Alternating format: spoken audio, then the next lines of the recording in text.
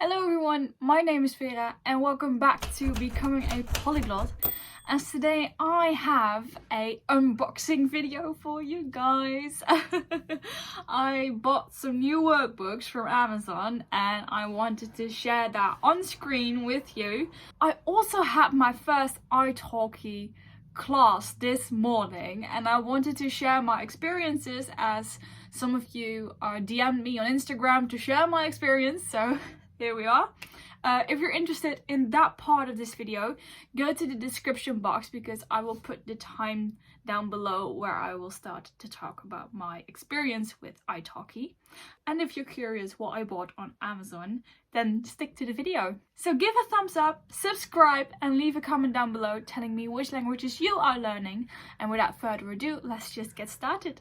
Alright, so here is the box. I bought 3 different workbooks. So yeah, let's open it. I already opened this little part. Oh, they are a lot bigger than I expected that they would be. Alright, so I've taken them all out. Let's just start at the top. It's Chinese short stories. I thought this would be thicker. It's kind of thin, but these are short stories, 11 simple stories for beginners who want to learn Mandarin Chinese in less time while also having fun. Well, that does sound interesting. I bought this book because I saw that a lot of you out there have this book, and to be able to learn through reading different stories sounds interesting to me. And as you can see, we have the Chinese characters, we have the Pinyin, and then the English translation of a little short story. And then we have some vocabulary and questions about the story. Well, that's really useful. So I will be definitely learning a lot from this book. So just to give you a brief overview what kind of stories there are, here is the table of contents. And these stories are all about some kind of daily life situations. Of course, the life of a mouse is not really daily life, but the sentences that they use you can actually use in daily life, which is really useful. I have no idea what kind of HSK level this is. So I don't know if it's already suitable for me. I have no idea, but I'm just going to try it out. It looks really nice though. It has this kind of soft cover, so yeah, I'm actually kind of happy with this one. Looking forward to trying out whether this actually works for me and whether I learn a lot from these short stories. And I hope it's not too difficult. I know I have to work on my vocabulary first, but the good thing is that this has vocabulary lists. So yeah, lovely Chinese short stories. Alright, so the second book that I bought 2 new workbooks. These are actual workbooks in a new language. So if you've seen this video, then you know that I have been learning a new language, or that I want to start learning a new language. If you haven't checked this video out, check that one out first and then come back to this video. So I am really excited about this, can you tell? Yeah, I am learning Korean. Alright, so let's start with the first one. The Hangul writing workbook. As you know, I am really fond of this Mandarin Chinese character book where you can practice writing the characters over and over again. So I wanted to look for a Hangul workbook which has the same kind of layout. So I found this one. It was really cheap. It was 7 euros. I thought, well, it's kind of cheap, so perhaps it's not that good, but it's a lot bigger than I expected. It's thick too. It has 139 pages. All right, so let's take a look. How to use this book. Oh yeah, it has like the Hangul chart. Then they explain how the syllables work. Oh yeah, there we go. So this has the same layout as with the Mandarin Chinese characters. Here you can also see it on the back. That's why I bought this book, because I saw a picture of the back. They say that there are flashcards too, so let's take a look. Yes, there are! Okay, that's really good. So practicing writing these syllables yourself, yeah, and then you can just practice those. I mean, of course, I can just look up the alphabet online and write it in my own notebook, and that is totally fine. I just like having a workbook that I can use, have everything together in one workbook. And I will, of course, also have a notebook on the side to have some notes there to look back upon. As I'm looking through this book so far, I don't really see that they are actually letting you write words. It's mostly just the Hangul Korean alphabet and syllables, which is fine, but I would have expected somehow that there would also be words. But perhaps I just have to take another look. I will give a more in-depth review of this book once I actually use it, so bear with me. Alright, so the next book that I bought was a bit more expensive. It's Learn Korean Hangul, also Hangul.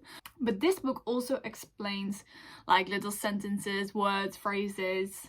It has a sound and pronunciation guide. Learn with writing exercises and quizzes. So that looked promising. I saw also this picture of the back, which has the same layout once again. So I'm just going to take a look. This one was 15 euros, which is not too bad for a workbook, I think. Let's see, it just starts with history and then we have the characters again. So that's really nice. Do we also get to learn words? Here, how to write the characters. Are they called characters in Korean too? Strokes? Hangul? I have no idea. I know nothing about Korean yet.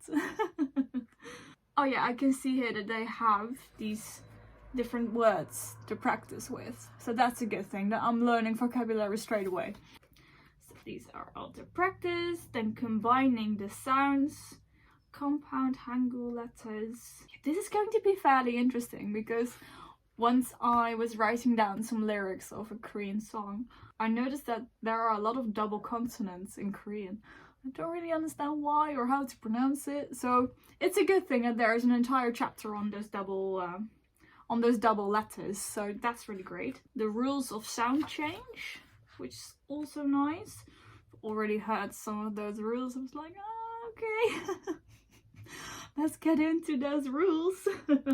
No, but I have to admit that I'm kind of used to a language being difficult with all kinds of grammar stuff and different verb endings, with learning German for 7 years and French and Spanish. So I'm used to that, but the only thing that's difficult right now is that this also has an alphabet that I don't know. It has a sound that I'm not able to produce naturally. I really have to learn it. Oh my god, when I started learning Mandarin, my throat was hurting so incredibly much due to the sounds that I had to make, which I am not used to at all, because my mother tongue is of course Dutch, which is completely different from these languages, Asian languages, so I really had to get used to that. So yeah, no, it's difficult. Oh, look! They also have like the days and months, and then you can practice those. And colours. Oh, this is really useful. I like this. I have been looking into the TOPIK test. The thing is, with the HSK test, you can take tests in Holland for about 8 times a year, which is a lot. But with TOPIK, as I've looked up so far, is that I can only do that once every year or once every half a year, but that's only if the test is actually in your country. Does anybody have any tips, recommendations, or things surrounding the TOPIK exam? Because right now I can't really find anything about it other than it only takes place over in Korea. Well, I'm not going there, of course. So if you're in Europe or have any other experiences with this TOPIK exam, let me know, because I would love to be able to surpass the first test, just like the HSK1 exam. Yeah, let me know. Alright, so those are the 3 books that I bought. I have to admit, I am really excited about these books. They look really nice and I can't wait to use them. If you would like to see like a review after some weeks when I've used one of these books, let me know. I will definitely do that, and you will see these books coming on in like a study with me and stuff like that. So yeah, I'm excited. So as you may or may not have seen on my Instagram, follow me if you do not follow me just yet, Becoming a Polyglot, is that I had my first Italki lesson this morning. This was kind of an impulse decision. I opened the website Italki last Thursday just to take a look around, see what it's all about, because I've seen many of you using Italki and I've heard great things about it. So I thought I should try it as well. So I took a look at the site. What I noticed is that it works really well. It's really smooth and you can find everything fairly easily. What I didn't understand is that you have this little present that says 3 trial lessons. So does that mean that you can only do 3 trial lessons? I have no idea. But hey, I booked a trial lesson in Chinese, of course, because I'm mostly focusing on Chinese, if you haven't noticed by now. I'm so sorry for the other languages. I took that lesson at 9:30 this morning. And I was really nervous. I chose for the Italki classroom setting instead of Skype, because I don't really like Skype. We use Teams more often here in Holland, but I wasn't able to choose Teams, Microsoft Teams, so I chose the Italki classroom. I went in there a little bit earlier so I can see what it's all about, how the environment looked, and then at exactly 9:30, my tutor, which was a lovely lady, came online, and I just introduced myself, and what I noticed is that she immediately started talking in Chinese. Oh no, she must have seen the fear in my eyes when I had no idea what to say back. So I just introduced myself in English, said why I want to learn Chinese, and that I've been learning Chinese for the past 3 months. So I'm not that good just yet. Then I introduced myself in Chinese. I told her that I want to take the test in June. And she was like, nah, are you sure? But she did think that I could manage to do that. I felt so embarrassed. But I told her that I was really committed to learning this language, and I've bought several books. Really want to learn it. So she's like, yeah, you can do that. After I spoke with her for a longer amount of time, she noticed that I did know some words and characters, but that my pronunciation is just horrible. To be honest, it was absolutely great to be able to talk to someone who is a native Chinese speaker. She corrected me, which I really liked, because at first I thought like, oh no, I'm embarrassed. But she was really, really sweet, and you can tell that she has done this a million of times with a lot of foreigners who are just starting off, so that's really nice. She kept on repeating the words slowly and then faster, and I had to repeat her. And we talked a bit about different tones and how you can hear them too. So that was valuable information. She also has the HSK1 book, which I do not have, unfortunately, but she has the PDFs. So she shared her screen with me so I could take a look as well. And we just went through the first 2 lessons really quickly for her to also see what I already knew. After all, it was really a safe learning environment because she was really sweet and kind, and to be honest, if someone is talking in Chinese to you the entire time, that's the way to learn it, of course. You just get more in like a flow or something, if you want to call it that, I have no idea, by hearing it constantly and having like a random conversation about what kind of tea you're drinking. Well, that works because I have no one to talk to here. Well, I have someone to talk to, don't worry. But I have no one to talk to here in regards of learning Chinese.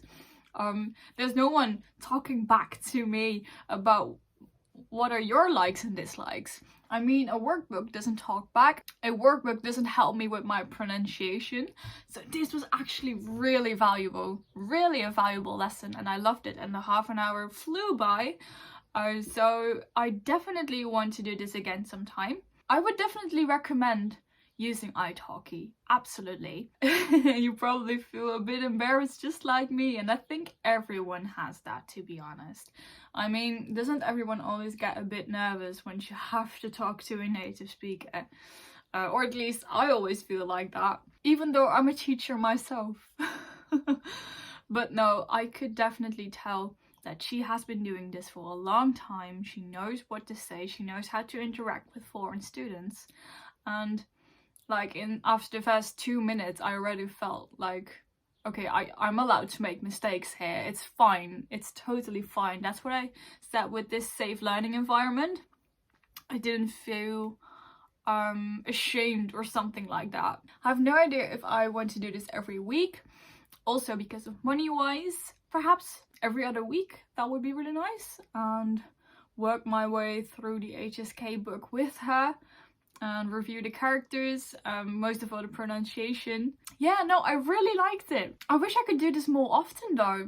I would say that it's worth your money, definitely. So big thumbs up to Italki. Thank you, and thank you for my tutor. I don't know if she sees this, but I loved our lesson this morning, so thank you. Alright, so this was my little unboxing video and a quick review on my first Italki class. Thank you for watching this video. I hope you have a lovely day today. Give a thumbs up and subscribe, and let me know in the comments if you have any tips regarding Korean. I'd love to know. Alright? Okay, I'd hope to see you soon. Bye bye.